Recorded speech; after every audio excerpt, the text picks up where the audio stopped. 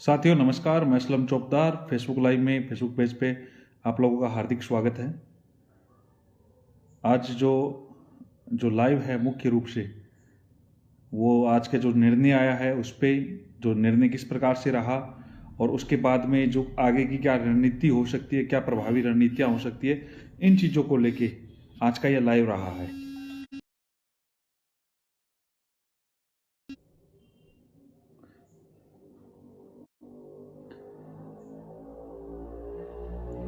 देखो दोस्तों, क्या हार में क्या जीत में किंचित ना मैं भयभीत न, कर्तव्य के पथ पे मिला वो भी सही ये भी सही। कुछ बातें ऐसी है जिनको लेके आप लोगों से लाइव रूबरू होना है, वो जरूरी है। आज जो माननीय उच्च न्यायालय ने जोधपुर बेंच ने जो फैसला दिया है उस फैसले के खिलाफ हम चुनौती दे रहे हैं, उस फैसले को चुनौती भी दे रहे हैं। और चुनौती के अलावा जो जिस प्रकार से सरकार ने इस निर्णय के खिलाफ जो कुठारघात किया था, जिस प्रकार से सरकार ने बात रखी थी, एक तरफा जो सरकार ने एजी से पैरवी करवाई थी। चलो, सरकार ने अपना स्टैंड वगैरह जो भी किया, हमने अपनी तरफ से पूरी कोशिश की थी। हमारे जो एडवोकेट्स थे उन्होंने एक महत्वपूर्ण बहस की थी, जिसको जब ये जज कर देता हूं कि ये जो एनसीटी का जो रूल्स को खारिज किया है, जो नियम को खारिज किया, गाइडलाइन को खारिज किया, जिसके आधार पे बीएड वाले लेवल प्रथम में शामिल हुए हैं।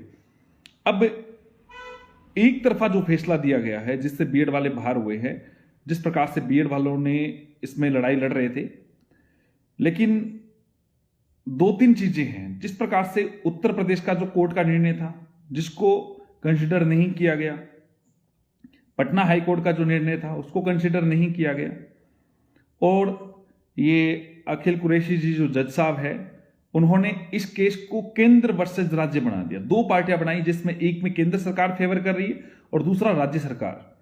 ये पहले गुजरात में भी जज थे जब उस समय अमित शाह जी को तड़ीपार घोषित किया था या फिर उनको जेल भी भेजा था, आप लोग बहुत अच्छे से समझ रहे होंगे। लेकिन उन्होंने इस बात को कहा कि किस प्रकार से ये जो निर्णय था, जो एनसीटी ने जो गाइडलाइन लागू की, वो किस आधार पे किया, और उनको जो एनसीटी की जो गाइडलाइन थी उस पर यह पूछा गया कि ये गाइडलाइन किस प्रकार लागू हुए है। किसी को चिंता करने की आवश्यकता नहीं है और घबराने की आवश्यकता नहीं है। रूल्स एंड रेगुलेशन के लिए हम लड़ रहे हैं। जो रूल्स को गलत ठहराया गया, बीएड नहीं आ रही है, बीएड के जितने भी युवा साथी है उनको मैं क्लियर कर देता हूं, आप लोग हिम्मत मत हारिए।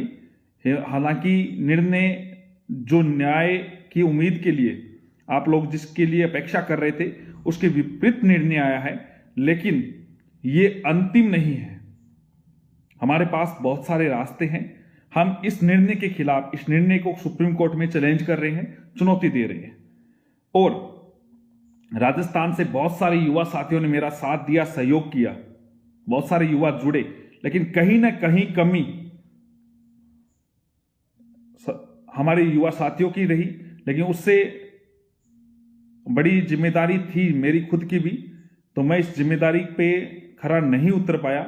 तो मैं इस बात को स्वीकार करता हूं कि कहीं ना कहीं मेरे में कमी रही होगी, लेकिन मैंने अपनी तरफ से, मेरी टीम ने पूरा जोर कोशिश की, और ये जो लड़ाई थी, अभी भी लड़ाई जारी है, ये थी नहीं। और राजस्थान का तमाम युवा मुझसे जुड़ा था, बहुत सारी अपेक्षाएं थी, अपेक्षाओं के पे मैं खरा उतरूंगा दोस्तों। अभी मैं हार नहीं माना हूं, और जिन लोगों ने ये समझा है, जिन लोगों को ये लग गलतफहमी पालना बंद कर दे। जिस एनसीटी की गाइडलाइन को आज हाई कोर्ट ने खारिज किया है, रणनीति तैयार कर चुका हूं दोस्त। हम सुप्रीम कोर्ट में इस मैटर को चैलेंज कर चुके हैं, ये मान के चले आप, सुप्रीम कोर्ट में इस मैटर को हम चैलेंज कर रहे हैं। एनसीटी की गाइडलाइन को जिसको चैलेंज किया है उसी पे ही जो मैटर है आगे जा रहा है।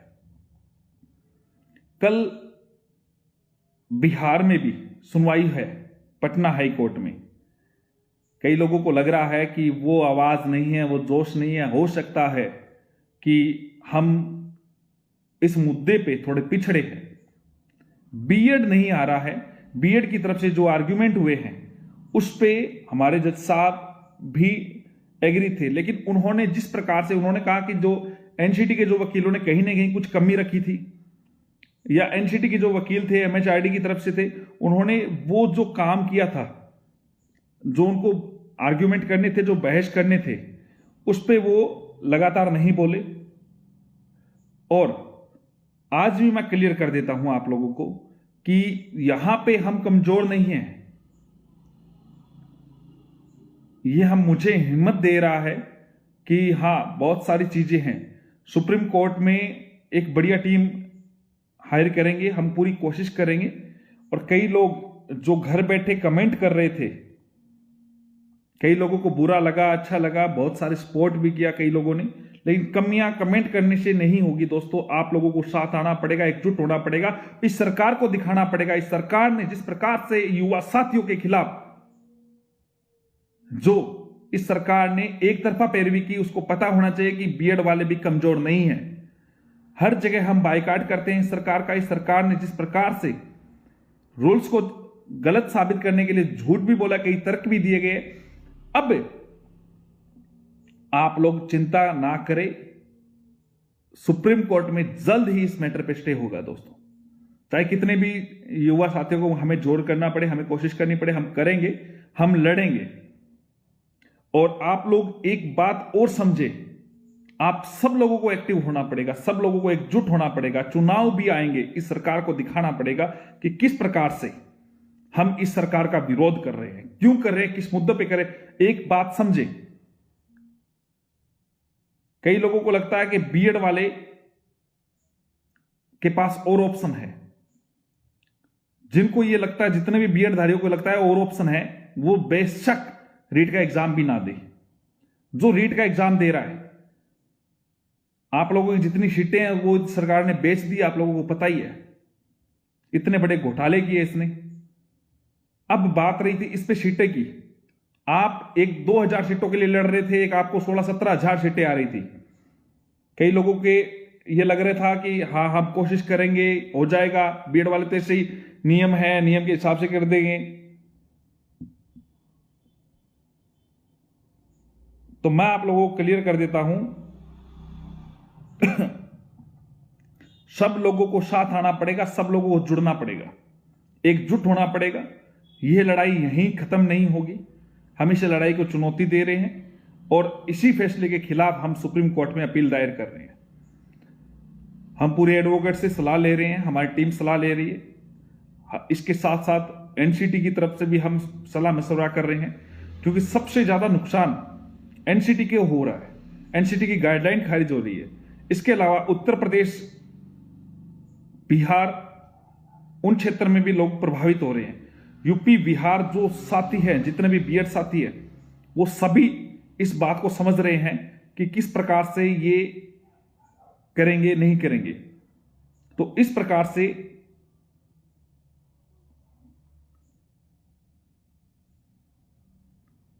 अच्छे लग रहे हैं कई लोग। आज आप लोगों ने जो जश्न मनाया उसकी आपको शुभकामनाएं, आपको बधाई है, बधाई के आप पात्र हैं, आपने संघर्ष किया है।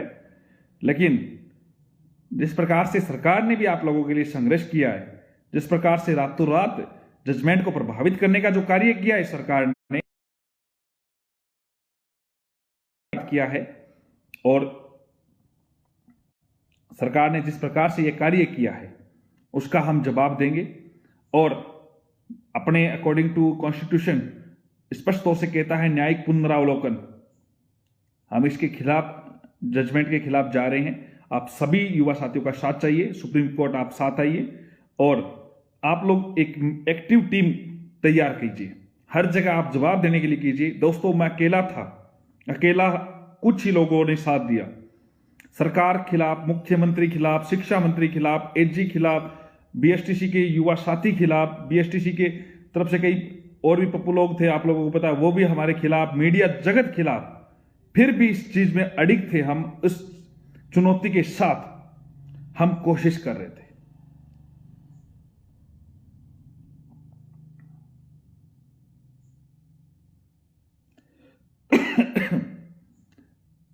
जो जजमेंट हैं सुप्रीम कोर्ट के, उनको दरकिनार किया गया जब हाई कोर्ट में। आप इस बात को समझे, आप जो ऑर्डर कॉपी है उसको देखना।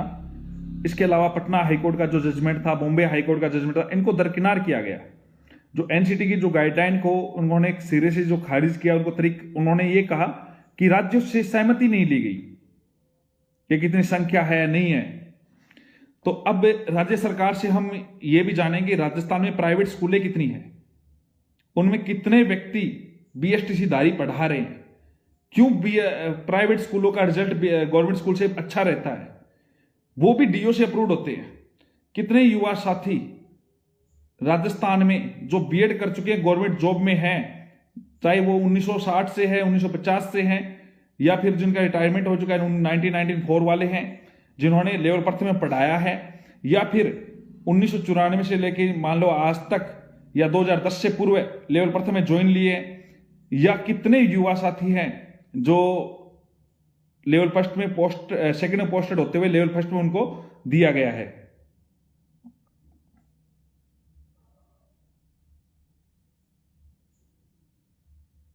आप लोगों ने जो मेहनत की, आपके जो अंक अच्छे हैं, उसके लिए हम पूरी कोशिश करेंगे। आप लोग इस बात पे अड़ी चिंता ना करें कि हिम्मत ए मर्दा तो मदद ए खुदा। मैं ये मानता हूं कि ये समय थोड़ा सा हमारे जरूर विपरीत आया है, निर्णय जरूर विपरीत आया है, लेकिन अगर हम सब एकजुट होंगे तो इस चीज को हम जीत के निकलेंगे। कल जो आर्ग्यूमेंट थे, जो बहसें थी, उन सब चीजों को दरकिनार किया है। जिस प्रकार से एक प्रायोजित तरीके से सरकार ने इस प्रकार को कार्य किया है, 3 दिन में ही, लगभग 8-10 घंटों में ही इस मामले को निपटाना,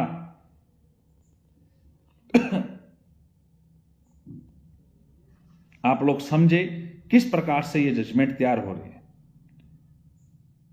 आप सब इस बात को, हम इस निर्णय के खिलाफ सुप्रीम कोर्ट जा रहे हैं और हमारे एडवोकेट्स की टीम भी राय ले रहे हैं। और इसके अलावा जितने भी युवा साथी जुड़े हुए हैं वो हमारे जो टेलीग्राम का जो चैनल है उससे जुड़े। और इसके अलावा 28 तारीख को प्रदेश कार्यालय में हम मीटिंग रख रहे हैं। प्रदेश भर से जितने भी बीएड साथी हैं वो प्रदेश कार्यालय पहुंचे। 28 तारीख को अपन मीटिंग रखेंगे प्रदेश कार्यालय में। आप सब पहुंचे और 10 बजे के लगभग हम अपने प्रदेश कार्यालय में सभी लोग, संडे भी है, कोई व्यक्ति अगर किसी प्रकार से कोई काम में बिजी है तो संडे के हिसाब से आए। हो सकता है कि आपके कोई जरूरी कार्य हो और उन चीजों को दरकिनार करें। अब मामला आपके करियर का, आपकी नौकरी का है।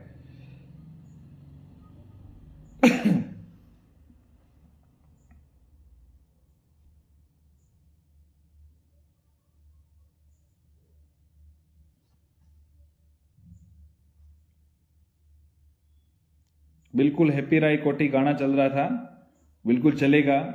अभी तो शुरुआत है दोस्तों, आप चिंता ना करें। बिल्कुल भानु प्रताप और वो विनीत कुमार बिहार से, वो दोनों जुड़ रहे हैं और एनसीटी की तरफ से भी मेरी बात हुई है। और जो सरकार जो जल्दीबाजी करने की कोशिश करेगी तो मेरे पास बहुत सारी चीज़ें हैं इन चीज़ों के लिए। आप लोग निश्चित रहे, ये लेवल फर्स्ट इतने आसानी से मैं जाने नहीं दूंगा। बहुत बहुत शुक्रिया, आप सभी लोग लाइव जुड़े। दोस्तों ये आपकी जिम्मेदारी है, जितने भी बीएड साथी है, बीजेपी का या आप किसी का समझे, लेकिन कांग्रेस सरकार ने इस मुद्दे पे सही नहीं किया, जिसका खामियाजा उनको भुगतना पड़ेगा। सुप्रीम कोर्ट के लिए तैयार रहे दोस्तों। और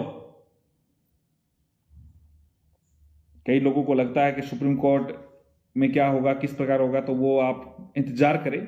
समय बड़ा बलवान होता है और समय के अनुसार आप लोगों को जल्दी ही इसमें प्रत्युत्तर मिलेगा। बहुत बहुत धन्यवाद, आप सभी लोग मेरे साथ लाइव जुड़े।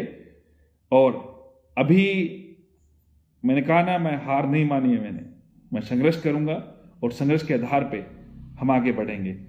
हो सकता है कि जनजाति शोध परिषद से दिलीप जी उदयपुर से, शुक्रिया आप। अब आप सभी लोगों को जागना पड़ेगा, अपने अपने क्षेत्र से कमान संभालनी पड़ेगी, अपने अपने जिलों से, अपने अपने तहसील से। चाहे अकेला ही हो एक तहसील से व्यक्ति, लेकिन आप सबको एक्टिव होना पड़ेगा दोस्तों।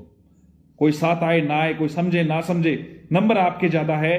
आपके नंबर से आपको नौकरी लेनी है, इस बात को समझना है। मुझे नौकरी नहीं मिल रही थी, मैं आपके लिए संघर्ष कर रहा था। मैं रात को 9-9, 10-10 बजे से लेके 8-8 घंटे तक लगातार ड्राइव किया आप लोगों के लिए, चाहे एडवोकेट को जाना और जाना, किसी की डॉक्यूमेंट्स लेके आने, जोधपुर जाना, बहुत सारी चीजें हैं। शुक्रिया सभी लोग, जितने लोगों ने तहे दिल से साथ दिया। मैं पुनः आपको बताना चाहता हूं कि ये चीज जो की है सरकार ने, उसका उनका परिणाम भुगतना पड़ेगा। सुप्रीम कोर्ट हम जा रहे हैं। बहुत बहुत शुक्रिया, आप सभी लोग लाइव जुड़े। जय हिंद, जय भारत। सत्यमेव जयते, जीत सत्य की होगी और मुझे पूरा विश्वास है इस बार हम बहुत कुछ अच्छा करके आएंगे। बहुत बहुत धन्यवाद।